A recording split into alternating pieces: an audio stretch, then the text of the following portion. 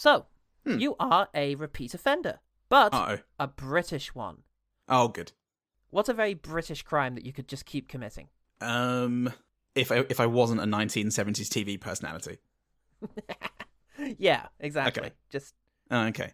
Like keep doing it and get away with, you mean? yeah, and then Jason Okay. Statham has to come after you. You've got to catch this guy. Oh, well, I could be a Tory politician, and I just keep literally robbing people in need. People. Yeah. Welcome to the comedy podcast. One good thing, everyone. Woo! Oh, It's yeah. time for your escape. I was thinking Yeah. just like squeezing dogs. Oh yeah. Oh, you mean Gotta something whimsical?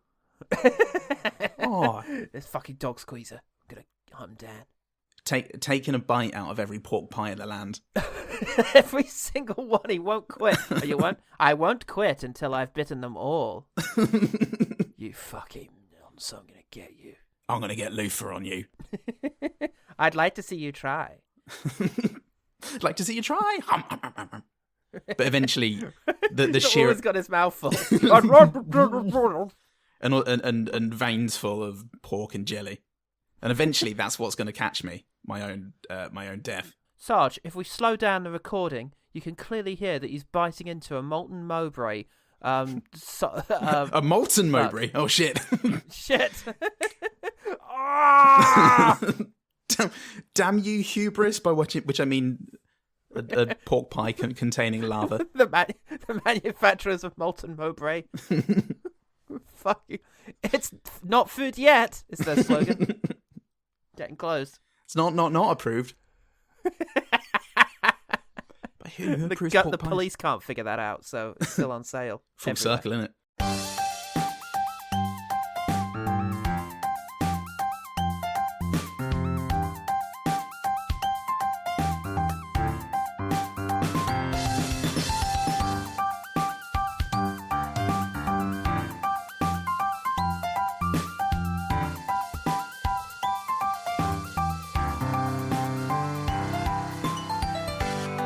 Hello and welcome to the show.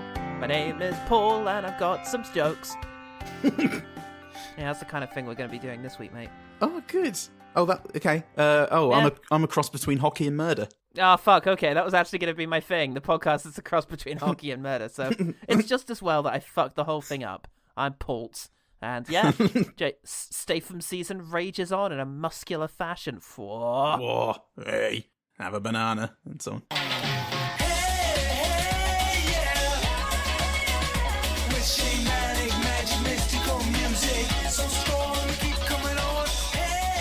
Having covered his slick, oily early noughties beginnings, we move into his gritty late noughties, early tens continuings with 2011's Blitz. A serial killer on the loose. Yo there, copper! Every day, another officer down. When the law can't protect its own, you need the man who breaks all the rules. I want a lawyer and a sandwich. Oh, and I want to update my Facebook status. Blitz. His bottoms of a crisp packet grittiness. His crummy, greasy grittiness. I love it. Get it? I'm going to upend it and tip it into my mouth. Something about that has always really upset me, you know. I know I'm a nasty food boy, but there's something about like drinking a packet of crisps when you get right down to the bottom that really bothers me. Really, I'm a fan Yeah. of that. You've got to get your money's worth. You don't want to You leave do, in this economy. Yeah, well, for God's sake, yeah. In any economy, sometimes it's it's bacchanalian, and I grant you, I'm the first one to sup from that overflowing goblet. But in this economy, if nothing else, Paul, you want to drink him down so you can spit him in the face of the Chancellor. You've got to keep your energy up in case you have to fight an actual Tory who's trying to take everything that you have. Including the crisps in your mouth. We're fine, Britain's fine, don't worry about it. It's directed by Elliot Lester, who's famous for this, and written by Nathan Parker, who wrote Bloody Moon and is bloody Alan Parker's bloody son of all bloody things. Wow, who's Alan Parker? Alan Parker is Bugsy Malone, Midnight Express, Fame, Pink Floyd, The Wall. Oh. Well, that explains this. Do you ever see Angel Heart with Mickey Rourke? Oh. That's an Alan Parker joint. So, Brilliant. yeah. And this Yeah, is brilliant. It's chip off the old block as this fucking kid. Oh. Well, there you go. Good old Blitz. Good old Blitzy Parker. Good old Blitzy tits. Shite was the word that the critics had in mind. Edwardian theatre critic Philip French, writing for The Guardian, said, "It is an unedifying film, slickly directed and photographed, but lacking conviction, and much inferior to the police procedurals you can see any night on television." Any nights on the televisual box. On the The box of witchery. It's this kind of prick that's the reason we made the movie.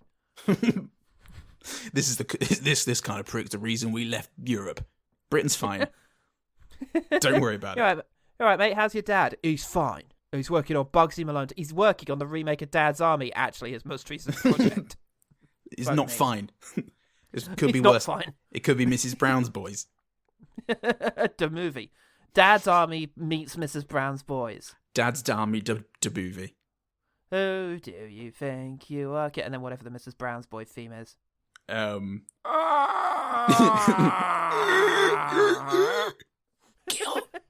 me. I love this. I can see why it's the nation's favourite. Never know what you're going to get. People love unpredictability. Britain's fine. That's why we keep voting the way we do. It's not unpredictable, people. It's not. Anyway. Public, meanwhile, demanded a double Irish and got it for free. Ooh.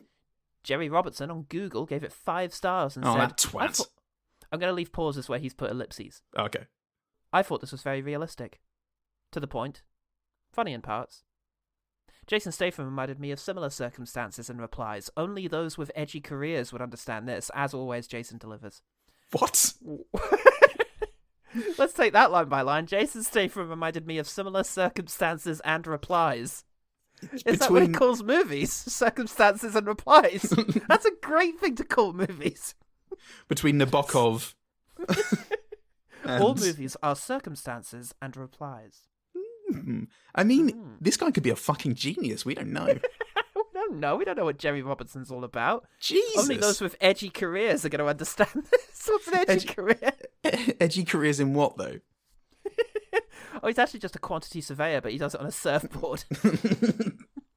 Takes his spirit level wherever he go. Wherever he go. Oh, God. And as always, Jason delivers. That's true. I mean, yeah, that bit's fine. No problems with the final bit. It might not be the package you ordered, but he will deliver it straight to you. And the package is always his face coming at you. And where's the rest of his body? You just never tells you. me. I had sometimes my brain does weird things. The other day I woke up, and do you remember when we were Nippers, the children's television show Cleopatra, and it had the theme tune Cleopatra coming at you. Yeah. Yeah. I woke up the other day, and apropos of nothing, my brain just went, pterodactyl coming at you. So obviously I then spent the subsequent morning imagining what pterodactyl coming at you would be like. I also like that your brain greeted you that morning with a rhyme that didn't work. It didn't. Sabotage. It just has the same number of syllables, is all. Maybe it could be pterodactyl coming at you. Coming at you. Pterodactyl. Yeah. Pterodactyl, the hit new show starring Cleopatra. Remember them. Oh my God, Jaunty, you can't take Jafont and Latimer to the ball at the same time. No worries, Jemima. I think and then the rest of the episode's them fighting off the pterodactyl. They never win. You never win against the pterodactyl. That's the nature of teen years. The pterodactyl has adult responsibilities. Of course.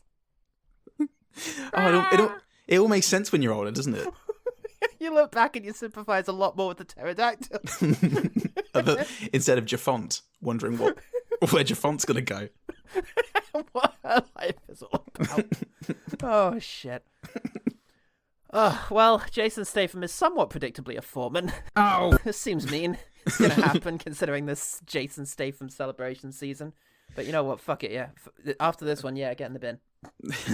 we might take out Transporter, but for this one, you're in the bin, mate. Yeah, I really enjoyed Transporter when I saw it. Oh, man. Some years ago. Well, tell you what, though. What? Blitz is 48% on Rotten Tomatoes. Borderline. 80% on Google, borderline insane. Yeah, Google we go for anything below 97%. Yeah, that's the criteria we've set. 6.1 on IMDb and $15.8 million in theaters. How much was the budget? Nobody knows. But Considine don't come cheap. Considine, well, like, it's not a thing. That's what he says when he turns down your offer. That's his bargaining tool. Considine? Considine don't. Oh, Considine. No, Considine. No, it's just. Well, look, if it's any consolation to you, fuck off, Barry. That was quite good, mate. Audience, he took a big sip of water just before that line and had to really... I really saw you face some serious dilemma of what to do with that water once it was in and you wanted to laugh. Yeah, the gag reflex kicked in and I stared down at my expensive... Gag reflex! Well, the laugh reflex, I suppose, but I don't think that's a real thing. It's double meaning, mate. It's the gag reflex of having stuff in your throat and the general shit. gag reflex. Oh, God. You throw up whenever I make a gag. Oh, fuck, I'm out of practice, mate. My gag reflex ain't though. Gag reflex was on point, and as I did it, I looked down at my expensive recorder and went, "Just gonna try and swallow that with my laughter." So I swallowed the laughter. Intact. But the unfortunate thing is, Paul, I've swallowed all the laughter for the rest of the episode. Yeah. So Sorry, I missed that, mate. I yanked my earphone cable out just as you said it. Oh, okay, no, it's for the best. It's probably It is. Well, I'll tell you what. Let's talk about someone who's used to swallowing every emotion he's ever had, except for the desire for Tex Mex. So, Paul, you person who is different from me and therefore deserving of ridicule. Don't look like that person. What's one thing about Blitz that made you want to beat a chav to death? Statham season. Hey, look, Paul. Hey, now. As soon as Jason You're an Statham's, all-star. let's get the show on. What is my accent? Is what I'm asking, even before he opens his mouth, because there's a quiet open Paul which I love, and then he sees some hoodlums with next to a car. Could be his car, doesn't matter. And he gets a big stick, and I just thought, yeah. Okay, lads. Fuck off, old man. Yeah, you git. I'll smash your head in. Yeah, give us your fucking wallet, you cunt. Sort this fucker out. Come on, in. This, lads, is a hurley. Used in the Irish game of hurling. Cross between hockey and murder. So fuck me. Yeah. Here we go. We start, with an average Statham day. He's Harry Browning some slags. And he says a cold sign-off line and then cue the techno. A word of advice, girls. You're picking the wrong fight. At least pick the right weapon.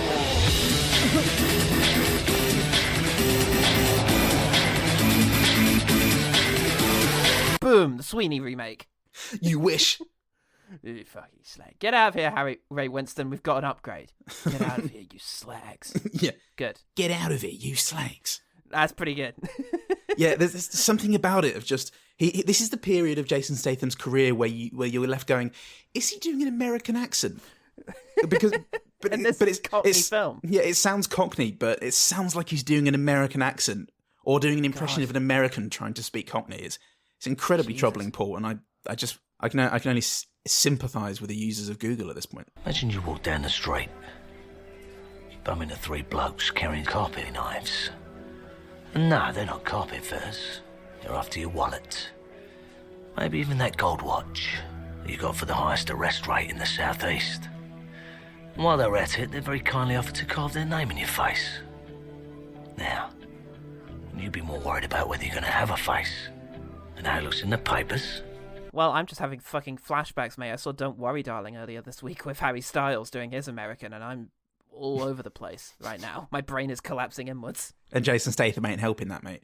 He ain't helping anything, mate. He goes out and kicks fuck out of those kids, as we all wish we could. Fuck out of them. Yeah. And they calling him horrible words like git. Oh, you fucking you call me a get. Hoodlums. And he pulls their toenails out one at a time and feeds them. Would to a kid him, do to this? himself. Yeah. Nom nom nom. My favourite cereal. He meets his bleeding heart manager in his fucking art gallery of an office. He's probably gay because of how he holds his pen. Slag him, Stave. Yeah. Nice pen, I said. Says a lot about you. Oh, is that so? Pray tell. You're like a solid phallic symbol between your fingers. He's the doctor, mate. He was the doctor, so of course he's gay. Oh, he's a doctor. Only educated cool. men are gay. And all gay men are educated. Beautiful. Yeah. So there we In go. life, Syllogism. the ways of Statham. Yeah, but anyway, So- yeah, he insults him for potentially being gay, and then threatens him, and he's Yay. cleared. He can go on to Cleared do for duty. his job. Seems realistic to me, mate. Oh, but wait, he's being respectful towards a woman on the force. Paul, I'm confused, and there isn't a copy of the Daily Mail within arm's reach to reassure me that the world is as stupid and simple as I am. Oh, well, never mind, mate, because later on there will be a female police officer in there that is unbelievably kind and charitable towards him, despite the fact that he's an out-and-out tosser. That's right, Hooray. everybody. Statham's playing a completely unsympathetic version of Bad Lieutenant. Yay! Also, this particular female officer, I needn't have worried because their relationship shall not be one of equals as the film progresses. Oh, no, oh yeah, that's true. That's true. It'll be very much a fatherly relationship of, what have you done to yourself, pal? Look, what have you done? You're a bloody disgrace. You're a fucking mess of a woman, love. You're an embarrassment to your kind. Get your knickers on a biggest cup of tea and keep your drug habit. So, Mark Rylance is here. Yeah, What is what? this? A BBC big un-British cuckolds production. Oh, take that, Libs. Staples even has a tender moment with him, and the only bird about is the fucking dead one. What is Oh. this, theatre? Jesus, come on. Didn't come here for this. Oh. Well, never mind, because Paddy Considine's here to take over the role Yes. of big gay man, and nobody's happy with it, especially all gay people watching this movie. No, I can't imagine so. A copper gets shot in the throat by someone with an accent that I bet is going to be worth checking out. It will deteriorate further as the film progresses, and he'll claim there's nothing wrong with it. Oh, thank God, though, this murder site, this crime scene, that's the one, murder site. Murder size. I'm going to murder size it. Get these reporters out of my murder site. The crime scene is being framed from the perspective of that female cop from Earlier's legs, so that's good, and only going to be more fine later in the context of her full character arc. God, look at her legs. Look at that dead body next to them legs. Really helps you appreciate the livingness, the livosity of the legs. The vibrancy of this woman. Yeah. Is it migrancy? Statham goes and meets with a member of the working classes. He's got a hat, gold chain, 2 muzzled dogs. It's definitely what he is. And this must be where Paddy Considine gets the idea for Tyrannosaur, I think. Well, Yes. he picks up Ned Dennehy, he's also in this movie, and transports him fucking wholesale into Tyrannosaur. This is the conversion process. Paddy Considine had to make Tyrannosaur after this. Considine, incidentally, is from North London, and for those not from London or not very, very stupid like me, that basically means he's just a worthless child. He's a ponce.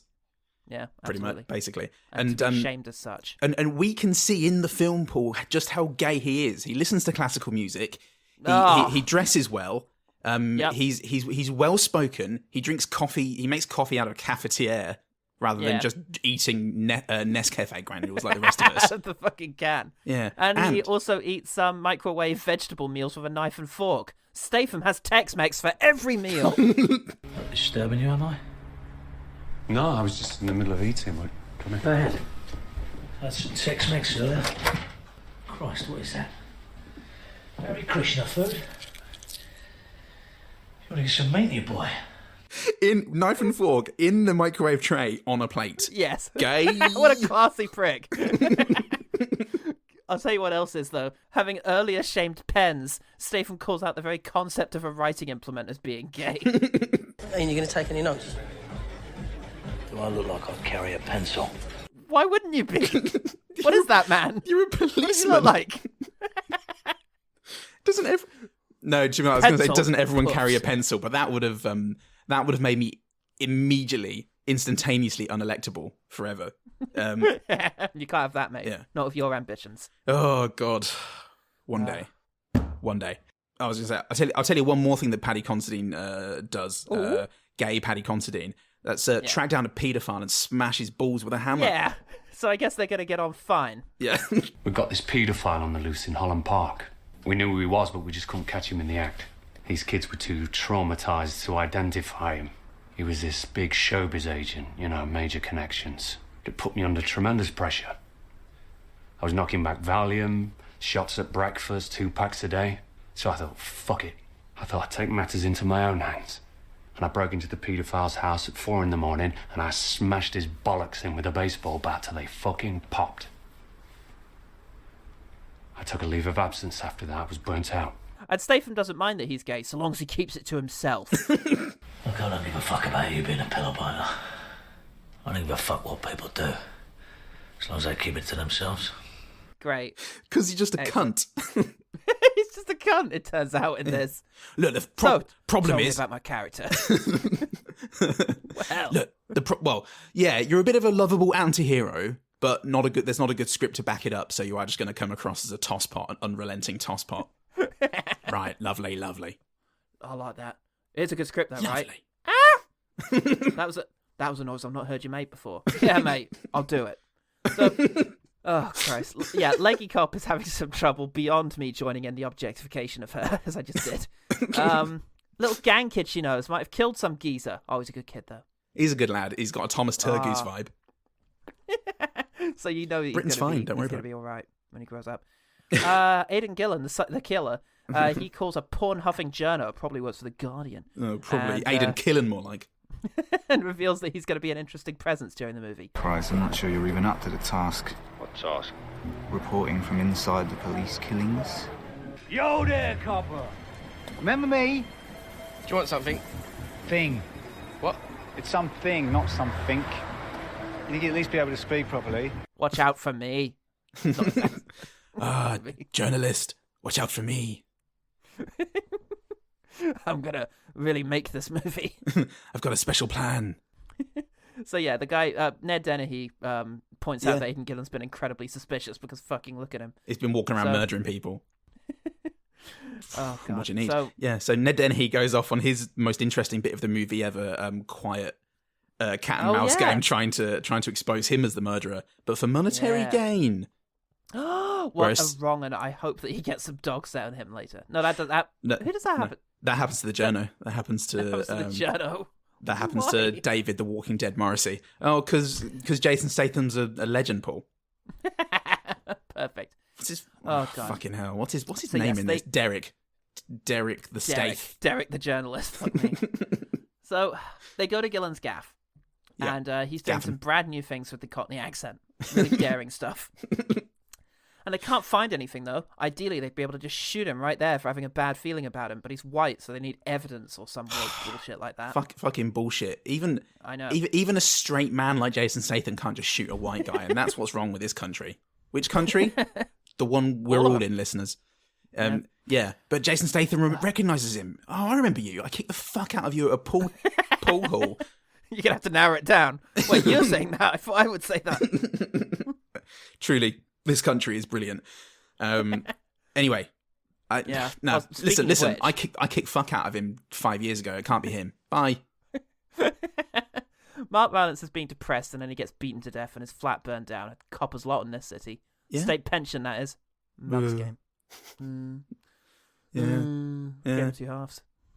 Aiden Gillan's weird for a bit, so you know he's the killer. Also, he killed Mark Rylance, so you know he's the killer. And yeah. It's funny how it put all the pieces together. There was that bit where the not horrible cop goes and meets with actual Luke Evans about her nasty crime friend, and then he bites into some barely touched toast that makes me want to cry. Barely touched as in it doesn't get any more bites taken out of it, or that it's been barely buttered. It's been barely toasted. Can you toast this bread for me? Sure, mate. There you go. Sure. Is that? Oh, thanks. That's how we do it in London. It's just buttered bread at this stage. Just fucking take out some butter and smash it in his face. None of that is what I wanted. It's a South End toasty. So, Statham at this stage in his police investigation denigrates the very notion of computers. Have you got a minute? Yeah? Can you work that thing? Bran, you're such a dinosaur. Surprised you can even work your own microwave. That's women's work. Literally anything that's not Tex-Mex is beneath him. This is all woman's work. Everything is woman's work. Being a computer person. What are you talking about? Oh, God. The next thing that happens in this Dickensian clockwork plot is that Tyrannosaur Man leads porno journo to Gillan's car. But Gillan quickly murders him with a toilet and then takes the evidence away, so they've got nothing. Yeah, and the money. Yeah. He takes all the money and rents himself a shit hostel room. Yeah, well, look, at least Statham got to intimidate a poor working man into working overtime and then doesn't pay for the drink he gets served. What a hero. A double Irish. Well, no can do, buddy. We're closed. Listen up. I'm only going to say this once. I ain't your buddy. When I ask for a drink, you say ice with that, sir. Now let's begin again. A double Irish. You want ice with that, sir? Don't be ridiculous. Who needs ice? That'll be £5, sir. Like you said, you're closed. Yeah, what a fucking legend. Take that society. If only there was up yourself, bar staff. They've got all the power. If only there was somewhere we could dismantle the state and offer everyone nothing. Britain's fine. And Britain's fine. Don't leave it alone. Stop poking it. It's already okay. We dead. have you covered on that front. Also, the cameras in the bloody car place are no good because, they got turned off. But the important thing is that both of the cops were mean to yet another unpaid worker for something that was totally beyond his control. Murder inquiry. I want the disc for the last month. This is full. What do you mean they're full? We haven't recorded anything for 6 weeks. Run out of memory. We'll come and fix it on Monday. I don't believe this. Well, the cameras are a deterrent. Psychological. You don't give a shit, do you? It's disgraceful. Yeah, exactly. Good stuff.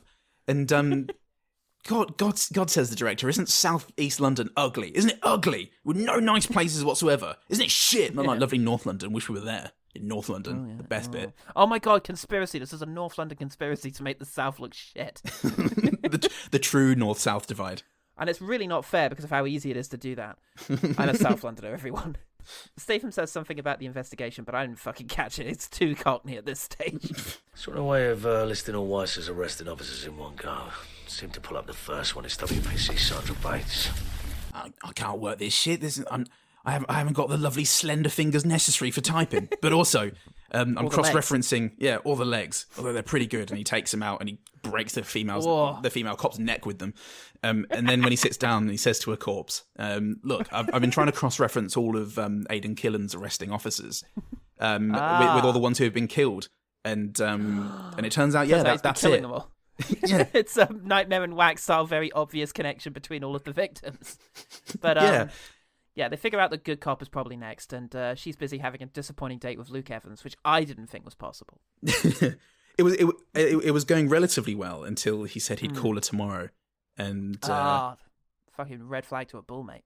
Fucking hell. And well, I'm gonna tell you what's even more so is being a cop near Aiden Gillan because he attacks her, but dodgy youth friend gets in the way and gets got instead. He had so much potential, we're told. He could have been in This Is England 2. This is England Next. And, oh God! But he's not. This was England. It was England, and that happened. But luckily, because this is England, Statham is here to put the blame exactly where it belongs, on Luke Evans for not walking her to the door. We went for a drink, and I dropped her off. You dropped her in it, you mean? Did it not occur to you to walk her to the door? What a gent! This is what happens when you let a woman do a thing.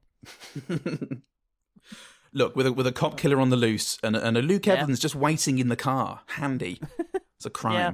And Paddy Considine stands up for Lady Cop and gives Luke Evans a dressing down because he's a real man. It's a good phew. He might be gay, but he's a real man. Oh yeah. So yeah, he's still willing to berate a man for almost nothing, and that's what matters to me. Even if he does listen to the gayest genre of music on earth, non-word ones.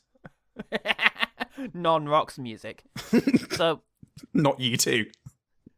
Gillan spends some time being a massive pervert entirely on his own. It's not easy, but he manages it very, very well. But he makes it look easy. Just alone in a bed, and it's like, yeah, you're the worst man alive, and what you're doing is a crime somehow. Please, somebody stop him. So Paul Salt sends a tip to the cops, and they go to track him down. Yes, they do. Well, they release information that he's the killer, and obviously they get a million tips at once because Aiden fucking Gillan is walking around as the most conspicuous man on earth. Going, I'm the killer. And so it's time for Statham to get involved in his second action scene of the film, of 3. A lumpy run over some walls. A lumpy run over rough country. Shouldn't have had that pork pie. I know. Shouldn't have had that third Tex Mex. I've got to eat something other than Tex Mex eventually. at the very least, got to stop drinking barbecue sauce. It's an image of him in a fancy restaurant and serving the previous one. Ah, yes, I shall bring you the fuck. I don't know the name of any fancy foods, mate. This bit's collapsing. Okay, went to a restaurant in the Highlands and they served. It was like a smoked salmon with a gin and tonic like dressing. Yeah. Thinly sliced radish and some grapefruit, and that was really marvelously paired. And I recommend that for you, Sir Stath. A beautiful twist on a traditional favourite, filled with the character of the area and just absolutely bursting with flavours. And for you, Sir Tex Mex, fucking bring me Tex Mex. Sir, we don't do Tex Mex. Do you have Tex? Well, yes. Do you have Mex? Well, yes. I think you see where I'm going with this. Well, we can all fucking see where the movie's going with this, because, oh no, good cop is thinking of becoming drugs cop and immediately develops a twitch. And needs a sorting out from Stath, who showers her, and that seems to fix it. And if by showers you mean slaps repeatedly. And as any hysterical woman needs. Yeah. And and she's eventually fine. He gives her some tranks, and she says no, and he says yes. He says no, which is a double negative. Ah. And she goes, oh, you got me there. No, she takes no, it. no, limit. She's like, you got a He point there, whispers mate. as she falls asleep. I've given up drugs, so I'm gonna take up trance instead.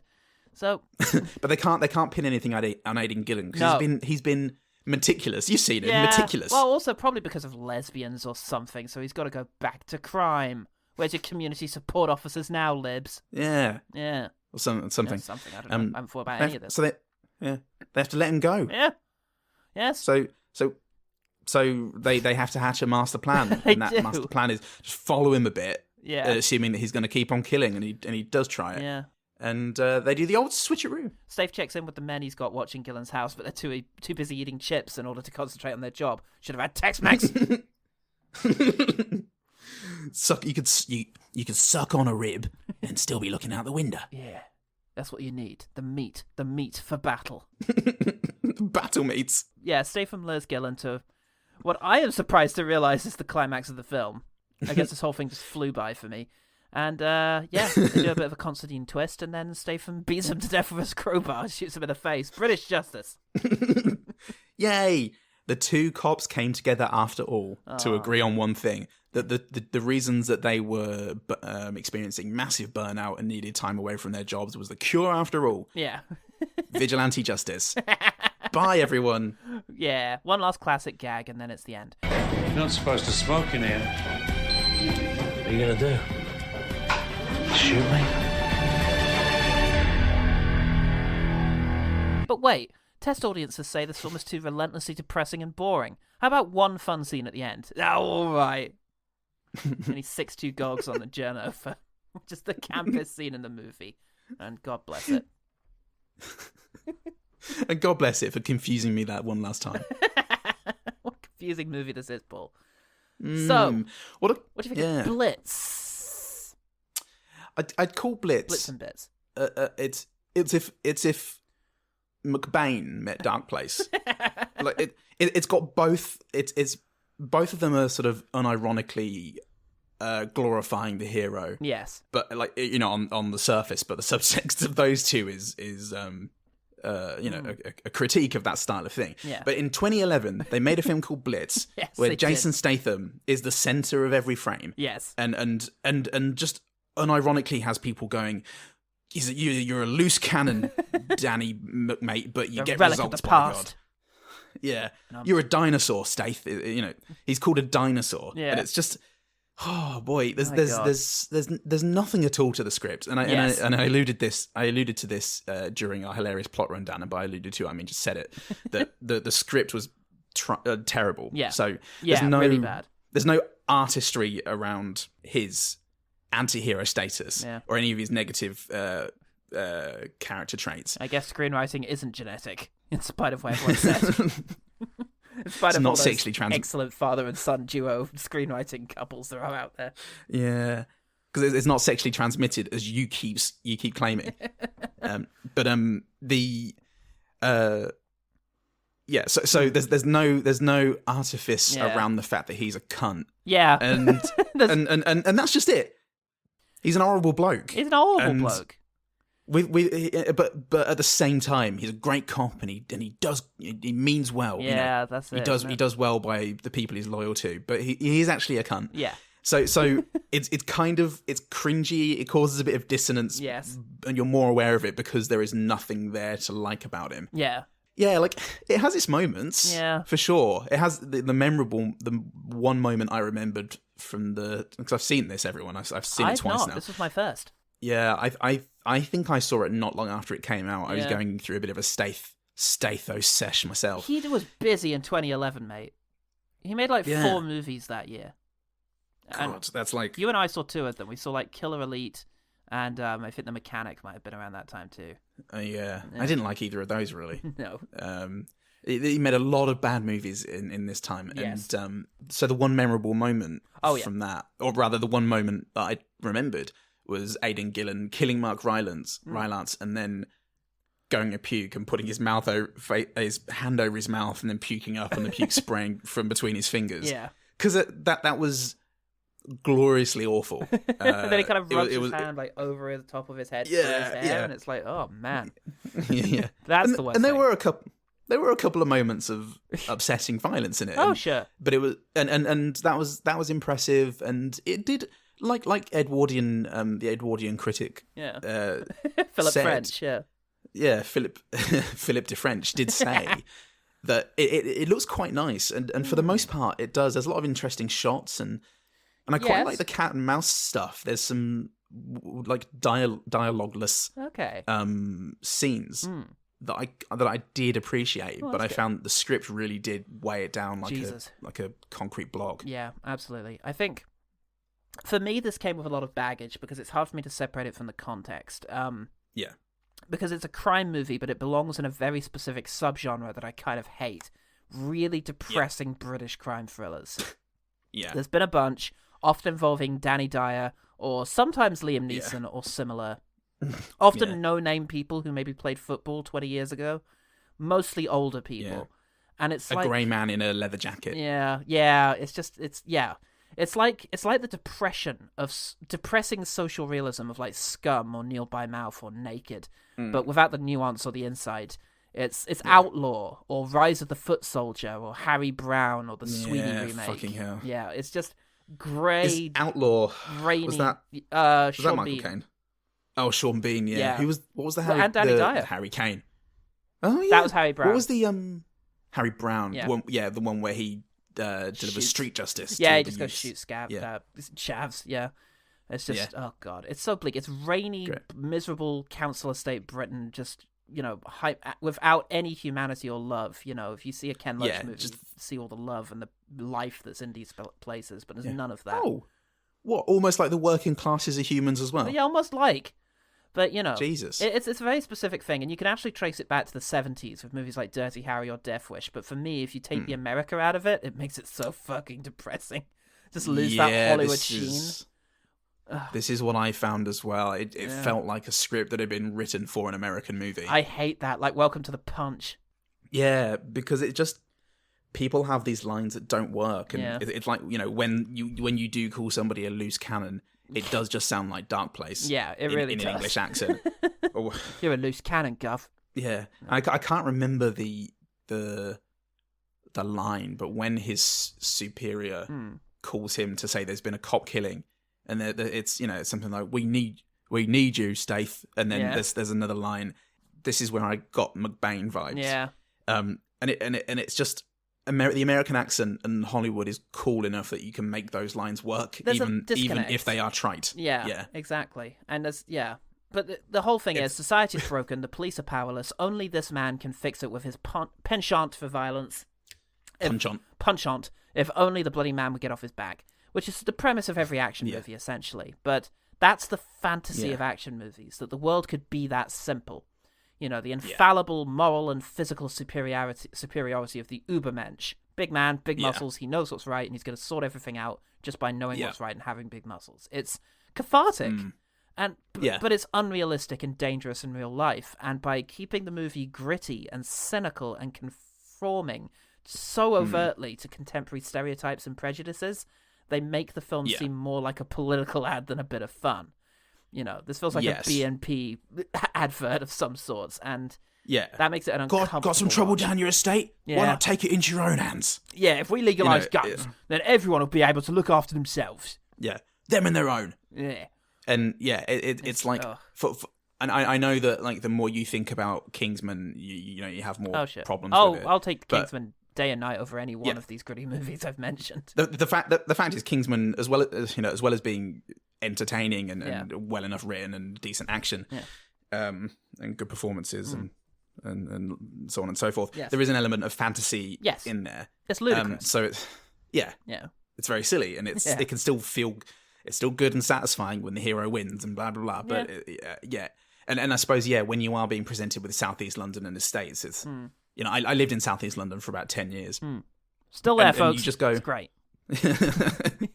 I'm there in spirit, and you just watch it and go, you're kind of simplifying things, in you, mate. Yeah, exactly. I know neighborhoods like this, and it's not like this. I've never seen just like this kind of thing. Man in vest with gold chain walking aggressive dogs down the road. It's just I don't know. It's an archetype that they're playing into, and it makes it feel sinister. But let's focus on the Stath. He is aggressively unlikable, but deliberately so. That's the archetype. It's no nonsense, heavy-handed, but he's going after the right people, and his heart's in the right place just about. Anti-hero type. You know. Yes. It's not my favourite flavour of Statham. No. I have many other favourite flavours, but I prefer him in this to a Dyer performance because of Statham's face and head. There's something very charismatic and sexy and cool about Statham's face and head. But also, in the right setting, where it's meant to be really serious, it's quite fun. He's over the top, but not in his performance, just in his being. Just by being because Jason his neck Statham. muscles control everything. It's like there's a bit in The Expendables where the men are all gathered around looking concerned about something. About the crimes. Yeah, everyone's looking like worried, like what are we going to do? And then they cut to Terry Crews. And he's just so fucking jacked, son. And he's so muscular and he's so taut and he's bursting out of the shit they've put him in. And he just has to look like a bit concerned, like. And it's so funny. It's so funny that this very large man is looking concerned about the plan going wrong. That was Statham every time they cut to him in this for me. Every time it was like, what are we going to do about this very serious murder? And they cut to fucking Statham there with like no neck, just like traps going straight into biceps. Just smashing empty glasses into his own head for fun. It's like that exaggerated mask of his face that he wears in Crank 2 is not that far off from his actual face. It's the thing, and that lends his gritty performance a slightly sardonic quality that is lacking in this incredibly over-earnest script. You know, Aiden Gillan knows what kind of movie this is, and he's going for high camp, and that's fun. Statham is just doing Statham, and in this setting, he's like a beacon of silliness in this dour English miasma. True. Very true. I don't know if it definitely wasn't enough to overcome the awkwardness and the cringe that I felt throughout it, because he's saying some really wild stuff. Oh yeah. But not just the stuff that's hateful. Just the script itself is just full of clangers. Yeah. And but yeah, it is. There are moments where like he's. I mean. I really like this is a quick fire. Yeah. So which we'll get to next. Okay. Yeah. Like I'll just burn it here because it's a really good example of this. Yeah. The line when he's asked if he's going to write down what this witness is giving him, and he goes, "Do I look like the kind of bloke who carries a pencil?" That's amazing. And then he glares at the guy. Yeah. And raises pint to lips without breaking gaze or moving a single fucking muscle in his upper torso. Yeah. And it's masterful. Yeah. And it really felt like he was just like cutting a gaze through the camera to you. Yeah. Every look he gives to Aiden Gillan is a masterpiece and a picture in and of itself. Every expression he decides to throw like Aiden Gillan's way is just beautiful. Yeah. So it did fly by. I really breezed through it, and Yes, I was surprised at the climax. I was like, oh shit, we're here. Yeah, I wasn't bored to the same extent where I was just going, please, for the love of Christ, end. Yeah. Because I don't know. Maybe there's just enough silliness in there. Yeah. And I love looking at Paddy Considine always. Yeah. Beautiful Stath is Stath, and Stath is Stath. Let's he didn't make Hobbs and Shaw. He didn't make Hobbs and Shaw entertaining, but no. But that was Hobbs and Shaw. Yeah, we'll talk more about this in the Patreon extra this week, which will be a general discussion of our feelings towards Jason Statham. But yeah, it is possible for him to disappear into the background, and here he was just about enough, and there was just enough Statham on show to, make it a little bit more lively than the script demanded. To deliver the lines that the script demanded he deliver, and doing it with a straight face and confidence. Yeah. What are you gonna do? Shoot me? What do you mean? Yes. It was great. Amazing. Right, let's quickfire. Quickfire. When the female cop gets shot in the neck, she's on the street, and the rain, we're above her, and the rain is coming down, and it's almost like the rain is like spurting. It comes in like gushes. Yes. And it's really quite impactful because it mirrors the idea of her sort of bleeding to death, even though I don't think the image was that graphic. It was quite disturbing. Yeah, there was something about the way the rain hit the pavement, the road. Sorry, that before I realised it was rain, I thought they were doing some sort of effect where the ground was falling away, or like was decomposing to mirror the life draining from her. It's bleak. It was good. Yeah, Aiden Gillan was looking svelte, wasn't he? Oh yes, you could see his Tomo muscles. Oh yeah, as he writhed around. Tomo muscles. Way. That's what they call me. Tomo. Sorry. Fucking who knows what accent he's ever doing, but I really loved his accent in this because it had moments of cockney, but it was very loose, much like every single joint in his body. Yeah, and he looked strung out and spun out. Yeah, like he looked like he was fucked off his face the whole time. Yeah. And the fashion, the costume design for him was, eye gouging. It's like remember in Layer Cake, there's like one gangster who's like the uber chav.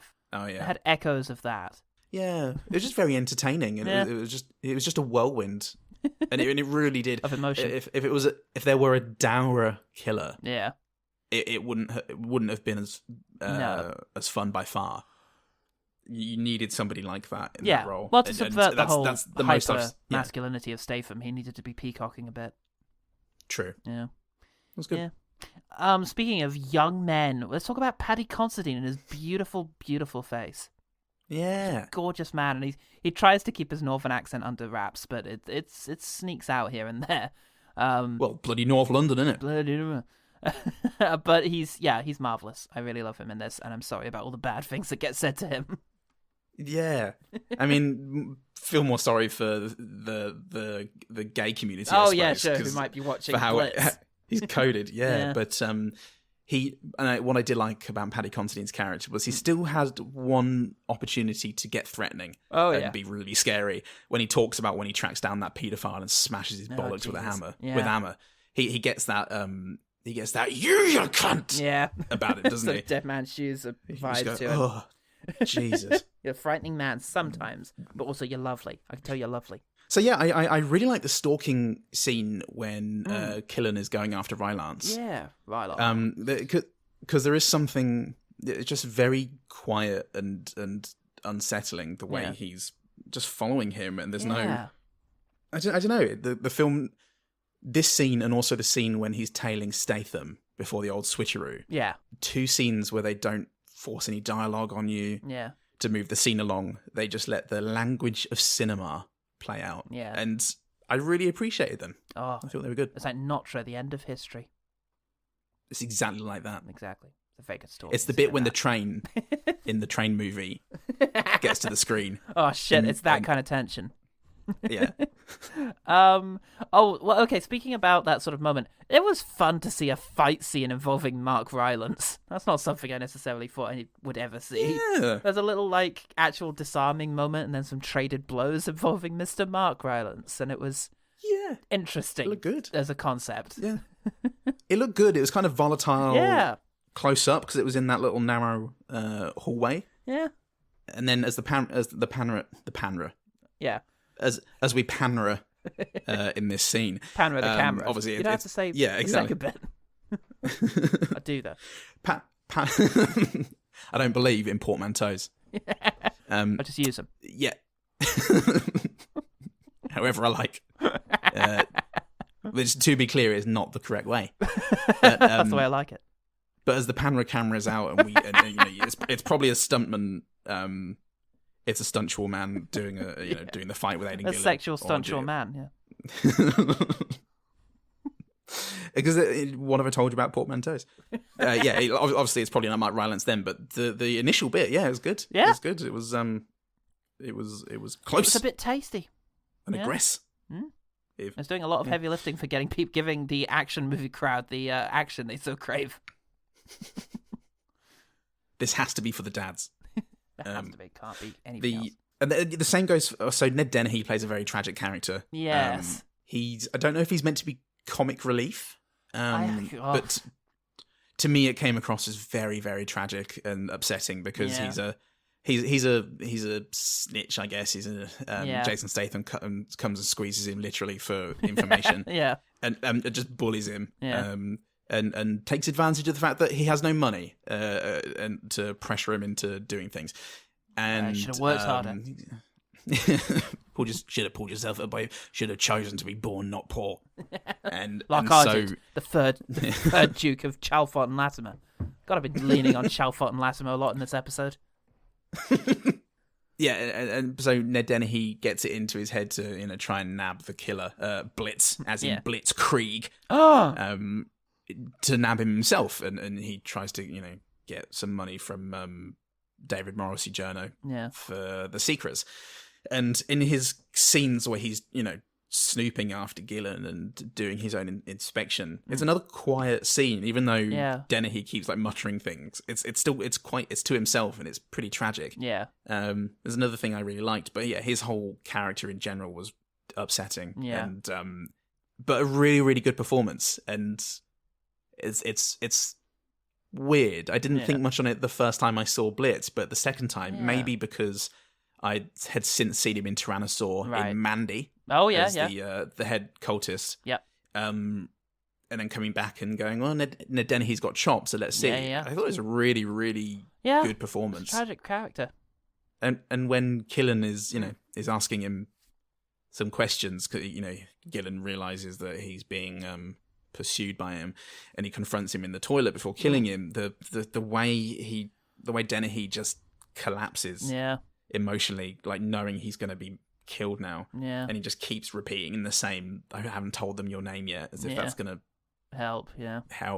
Really sad. It's very tragic.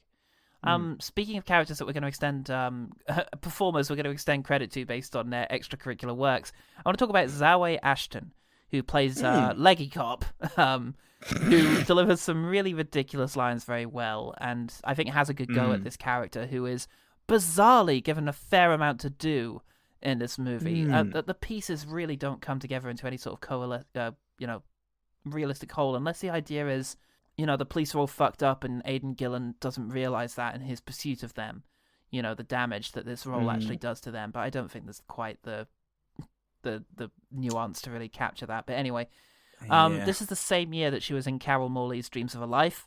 She's obviously much better. She's better than this role, is what I'd say about her. Yeah. But it's still really interesting to see her have a damn good go at putting a good performance in this Jason Statham movie. Into Blitz. So into Blitz.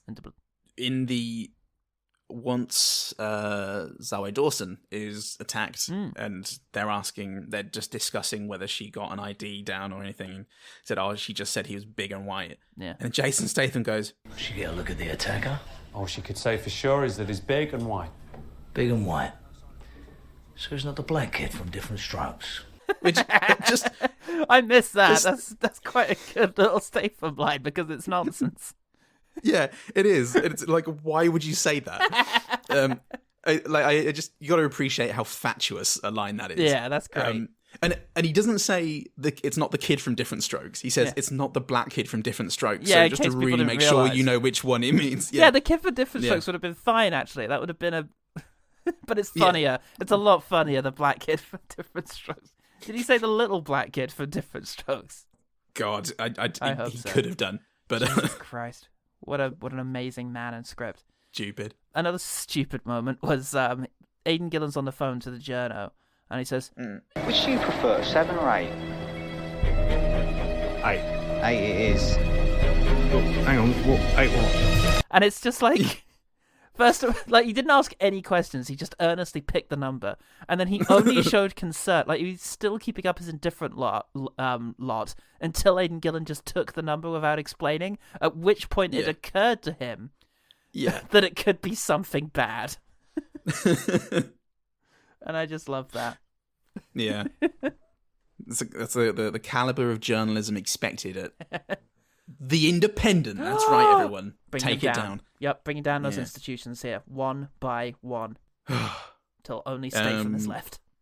That's the real meaning of Statham season. Institution. The Insta-Statham. No, I'm trying to... The British refer Statham. Statherential voting. Yeah. We'll get there. We'll get there, listeners. Come on. But at some point in the movie, Paddy Considine says "fucking underpass," which is great. Very good. I found that very enjoyable. One more before I just quick fire about Statham. The idea of staging the final murder to look like a Blitz killing is a good twist. The only really clever moment in the film for me, because having proven that he is not Blitz and gotten himself off, they now kill him in the style of a Blitz killing in order to make it look like, and he happened to be in a police uniform, which has been contrived based on the funeral.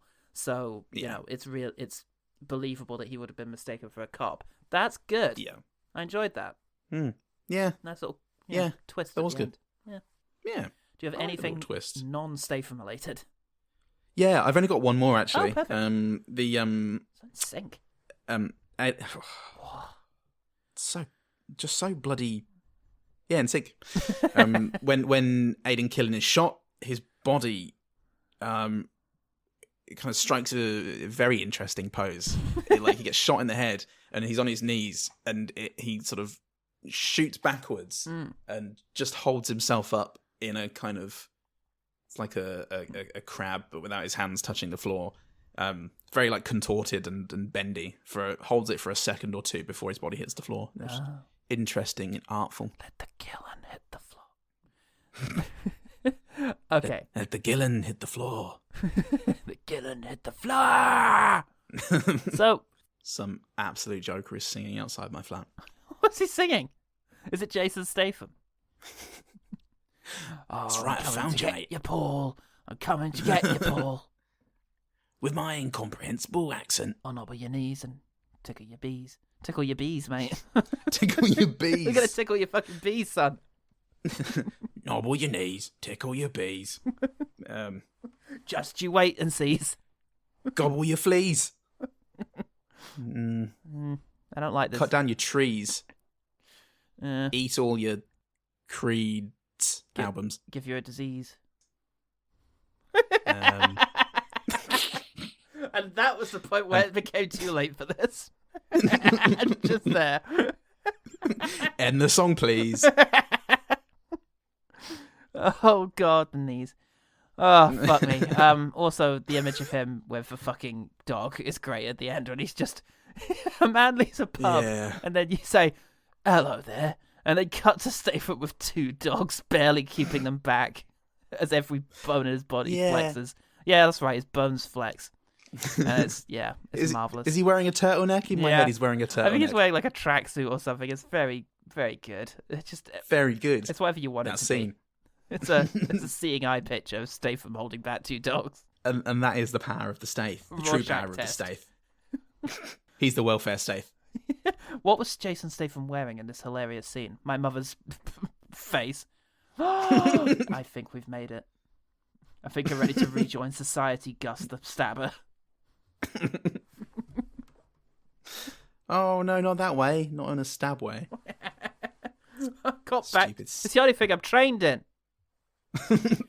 Oh, God. That's true. I, Daniel Blake. I, Jerry the Stabber. Ken Loach's latest masterpiece. Is that all of it? That's all of it. Fuck yeah. All right, let's talk about... Oh, do we have anything from the team? I'm just having a little look. Let's have a little look, mate. BT Calloway over on Twitter says Blitz is a fun word to say. Yeah, it is. He's right. You try and take that away from him. But don't, because he's trained in, I'm going to say, capoeira. No denying that. Even if he does, there's no denying it. Not even funny, just something we all agree on. Capoeira and Morris dancing. David Morrissey dancing. Neil Morrissey dancing. There's actual sentence on David Morrissey's Wikipedia page that says, David Morrissey is not related to the actor and singer Neil Morrissey. And I was like, singer? And then I remembered, oh yeah, Bob the Builder. Not to be confused with singer and author Morrissey. Yeah. You go, author? Oh yeah, you remember his weird shit book. Yeah. And that was it. Blitz is a fun word to say. Yeah, absolutely. That's all the truth I know. So, it's all the truth I care to know. Let's talk about... I refuse to learn anymore. The one better thing. The one better thing. What's yours? Well, I kept thinking of Bad Lieutenant, the Werner Herzog film from 2009. Just came from thinking, hey, Jason Statham's character is incredibly unlikable and there's no script to sort of justify liking him in any way. Yeah. Not like Bad Lieutenant. Yeah. And yeah, I rewatched it last night, and there's a whole lot of heart and point to it. Yeah. in the midst of the post irony glorification of violence and sex and drugs, and it's a really fun and interesting and unique watch. I think Nicolas Cage stars. Yeah. Co-starring Val Kilmer, Eva Mendes, Jennifer Coolidge. Oh God! Yeah. Wow. Even Michael Shannon's in there a little bit. Yeah, he is. Very memorably he is. As the iguana. Yeah, that's it. Fucking iguanas. There ain't no goddamn iguanas. Shoot him again. His soul's still dancing. I'll kill all of you. Till the break of dawn. Till the break of dawn, and baby. That's not the one, is it? Where he's trying to buy medicine, and then some guy tries to interrupt him, and he says, "Hey, how'd you like to go to the back of the line? Hey, how'd you like to be dragged out to the sidewalk and kicked until you piss blood?" No, I think that's Matchstick Men. Ah, okay. Similar film. Fucking great. But yeah, it's one of Herzog's... Very similar films. I think it's one of Herzog's most accessible films, but it's very interesting. It's a really interesting expansion on a previous idea that, of course, Abel Ferrara was not happy about because he's not a happy man. But they have. I read that they have since met and patched things up. I did read that Werner Herzog, in response, after saying, "Who is this man? I literally do not know him." He then later said, "If we were to meet and talk over a good bottle of whiskey, then he would see that something good intentions." And they did meet. I don't know if whiskey was involved. I can't back that up. No. I'm gonna say yes. Yeah. And Abel Ferrara was able to admit that actually Werner Herzog he was able to admit. Shouldn't. he was able to Ferrara. Ferrara is a verb. He just managed to switch Ferrara in for pretty much any verb. It's a living nightmare. But even Abel could Ferrara that Werner Herzog didn't deserve to die in a streetcar crash. That's beautiful. That's a lot of progress for Abel Ferrara. Mr. Driller Killer. Speaking of Driller Killer, my one better thing is... it's a good British anti-hero movie. It's Get Carter. So this is early Michael Caine, and it's Mike Hodges directing and writing. And it's 1971. It's a movie about a man who goes up north. Is he going to Manchester? I think that's where he's going. He goes from London to Manchester. He goes to Northern Town. He goes to Newcastle, excuse me. In order to find out what exactly happened to his dead brother. And in doing so, he ends up interacting with a whole bunch of criminals and sort of shifty folks, and ends up getting deeper and deeper into this world. He himself is a gangster, and he used to live up here, I think. Okay. And so it's just about him sort of uncovering all these dark truths about his past and about the people up here and about what his brother was up to. So It's a really sort of densely plotted kind of crime thriller, but it's also just really good. He's such a despicable character, and Michael Caine plays him so well. It's recently gotten a very high-profile re-release by the BFI, very good transfer, coming out on BFI sort of Blu-ray, so I highly recommend checking out Get Carter. It also has an extremely good ending, a great score, and it's just a really well-made movie that feels British, but, not shit. It's not like an Edgar Wright, we make a joke of how everything is British. It actually feels epic and dark and scary and British, so it's a tough thing to pull off, but Get Carter manages it. Oh, nice. And of course, it was remade later as Double Impact. Oh, yeah. They took it in a bit of a different direction. It's kind of cool and fun, but it's not to... Was it? It did get a remake, and I think it was Sly in the lead, if I remember correctly. Oh. Yeah, and it wasn't very good. Everybody hated it. Ket Garter. Exactly. Yeah. That's as comprehensible as anything that Sylvester Stallone has said. And that is the one better thing. The one better thing. All right. Yeah. Paul, how can people find out about one good thing? Well, the one good thing, really, is the good book. By which I mean the 50 Shades of Grey sort of parody serial that we're in the process of writing and have been for the last 4 years. Yeah. Very slowly, which is available on Patreon. Shit, it's like Don Quixote. Interested. It's it's Game of Thrones, mate. It's Song of Ice and Fire. Except our books are 1,000 words long. They keep saying that they want to do it, but then they keep committing to other many things. Yeah. So many things. You remember From Software set up a podcast where they find the good things in bad fans that complain about their games, and I think doing that for 6 years now. Our Grown Ups 2 episode is very much a From Software game equivalent of our podcast. It gives you the illusion that you can do something about it, but you can't. Nope. No. But so there's a lot of good there in whatever the fuck I was just talking about. If you want to get in touch on Twitter and Facebook, you can at OGT Pod. You can send us an email at ogtpod@gmail.com. And we have a Patreon where for as little as $1 a month, but a little bit more if you want some cool fun merch with our horrible faces on it. You can get access to all kinds of content such as the Paul's pitches, a Statho chat, lots of guest features as of late because of my I was going to say inconsistent, but that's not what I mean. Less frequent appearances on this lovely hallowed ground. So hallowed until I set foot on it. Since that priest was sick on it. It's jallowed. You don't want to know why. And yeah, sometimes I make a joke and there's a word in it I don't even know how it's spelt, but I know how you say it. And that's good enough.